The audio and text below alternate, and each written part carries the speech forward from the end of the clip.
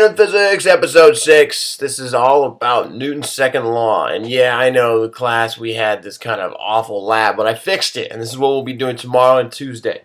I fixed the problem, I fixed the sensors, and now we're going to be doing this. So, Episode 6, all about Newton's second law. Tonight, we're going to look at what it means, how it works, and how to calculate it. So, what is Newton's second law? Well, Newton's second law states that the acceleration of a body is directly proportional to the net force acting on that body. And what unit do we use for force? Well, that's the Newton, named after that nice young man who figured that out after some sort of apple dropped on his head. I'm not sure if that's really true or not, but we can always speculate.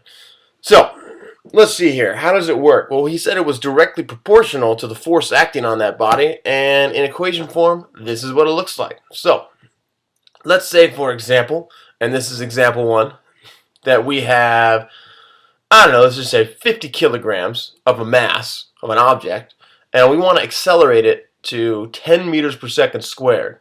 Well, in order to do that, we're going to have to apply 500 newtons of force. As you can see, that mass times acceleration equals the force. Alright, this is example 1. So, how does this work? Have you ever had one of those times where you stubbed your toe on something heavy and it hurts a lot? Well, Newton's law works in both ways, because the fact that although you put a force onto that rock with your toe, the rock is pushing back because there is always an equal and opposite reaction. Your foot probably does not have enough mass to accelerate a rock pretty much at all. So all that force is redirected into your toes. Ouch! Man, it hurts. Happened to me so many times. One time I even thought I broke my toe.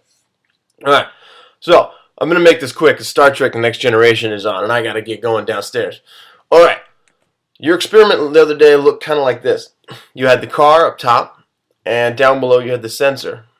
Well, we were trying to figure out whether or not mass was directly proportional or indirectly proportionate to the actual force that we see. So what we were doing is we were dropping the car to the bottom of the sensor. And once it reached the bottom of the sensor, we recorded the amount of newtons acting back upon the cart.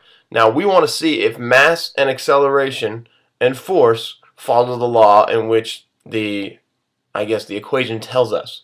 So what we will be doing in class is finding that acceleration produced by that mass, the cart, and the force of it pushing back up. Alright. Today's death metal band is Cataclysm!